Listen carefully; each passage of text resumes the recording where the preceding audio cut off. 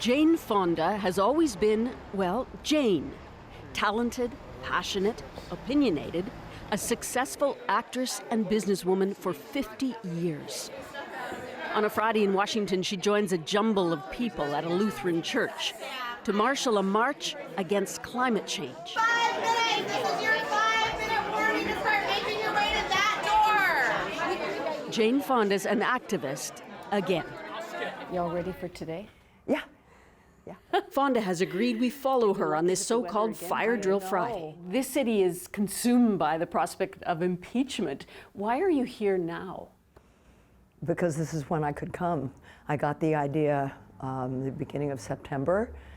Inspired by Greta Thunberg, I decided I needed to leave my comfort zone and put my body on the line and engage in civil disobedience and risk getting arrest, because we need to step up with bolder actions now. It's a real crisis. Greta is a teenager. You're in another season of your life.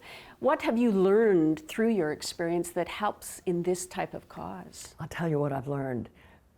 People who are organized can change policy. People who are together, unified, and organized around a strategic goal can change anything. Where's the front of the line?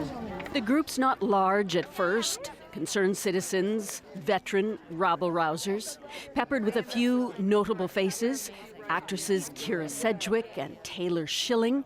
Annie Leibovitz, herself famous, is shooting the scene for Vogue magazine. All right, let's go. Back up, guys. Back up. Ain't no power like the power of the people, because the power of the people don't stop. Say what?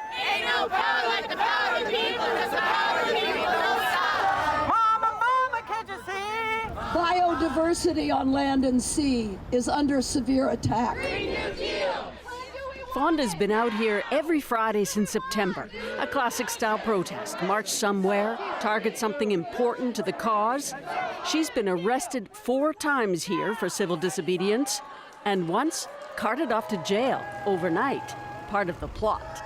It's quite an experience to know that you are powerless, that you have been handcuffed, and that you were completely in the control of the police. Now, because I'm white and famous, I'm not going to be treated badly, I don't think. What did your jailers say to you?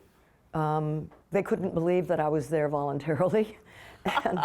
And it was dramatic because all night long, other people in their cells were banging on the walls and shaking their cell doors, and just howls of despair. Were you in a cell by yourself? Yes, I was put in a cell by myself.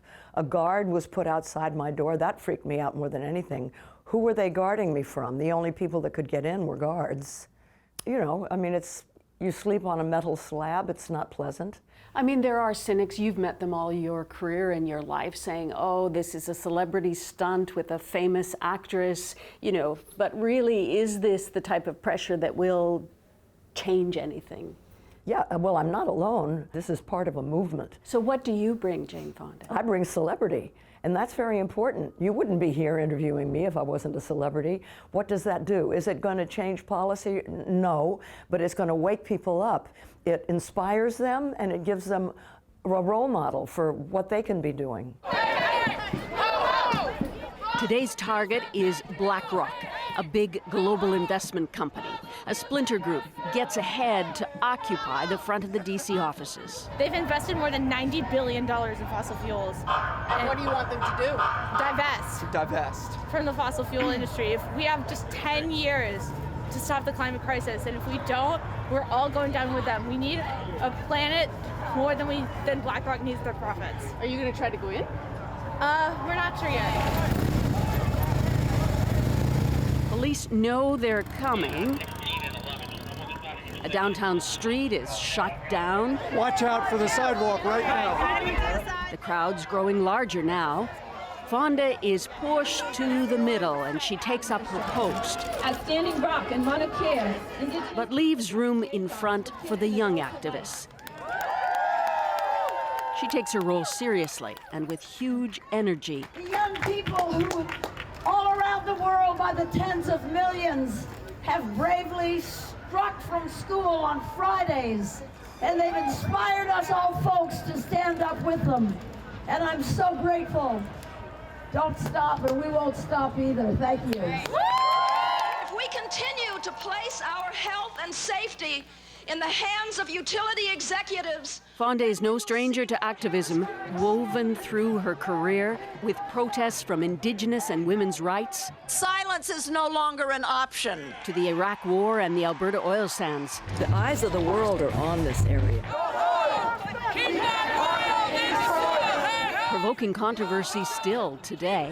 Accept it, Jane. You failed with Repeal 77. You're going to fail with the Green New Deal. We don't need you here in D.C.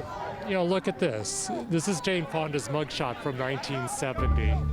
Back then, Fonda was a famous agitator in the anti-war movement, earning the nickname Hanoi Jane after she posed with the North Vietnamese.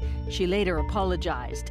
But in 1970, fresh from an anti-war speech in Canada, U.S. authorities pounced. You were arrested crossing the Canadian-U.S. border right. back That was in my 1970? first arrest. Yes, that was my first. And what was that for? The police told me this. We are on orders from the White House to arrest me, seize all my records and my phone books and everything, and accuse me of smuggling drugs, which were actually vitamin pills. But they were pretty rough. The cops were rough, and it was orders from the White House. They wanted to stop your Vietnam protests. Yeah. What did you learn from that experience? Because you were criticized as Hanoi Jane for some of that, and you apologized later in life. So you must have learned something from that Right. you took forward. Don't let the bastards get you down. Just keep going. You know, the more they attacked me, the more I dug in my heels. If they thought I was some, you know, some soft Hollywood starlet, daughter of Henry Fonda, and they could bully me, no, I wasn't going to let them get me. I just kept going. You still feel that way? Yeah. Only see, now I'm old, and so I feel even more capable of standing up. Wells Fargo, you must divest. The afternoon's getting long. 7 protesters have now locked themselves to the doors of Wells Fargo, a U.S. bank. They're chained to the bank. Yeah, you know, they can't use their hands, so we're providing them with water and cough drops. And are they prepared to be arrested? That's up to them. What side are you on? What side are you on? Thank you so much. D.C. police are patient. Seems a small dose of civil disobedience will be tolerated this time. They know the drill, especially with Jane Fonda front and center. Shut it down! This way. From this way. They're going over there. I don't know. Why aren't we going on this side of the street? We are. There's a car behind you. How far is it? Back to Franklin. How far? She'll be back the next Friday and the next one till mid-January, when she returns to Los Angeles to tape the next season of Grace and Frankie with comedian Lily Tomlin. That's my girl. What would Frankie say about Grace out on the streets? She'd say, "Go, Grace!" She'd love it. She may join me. Grace With and Jane Frankie Fonda. do jail. White House, can you hear us? She's counting on one more night in jail. Maybe her birthday present. She turns 82 this Saturday. Susan Ormiston, CBC News, Washington.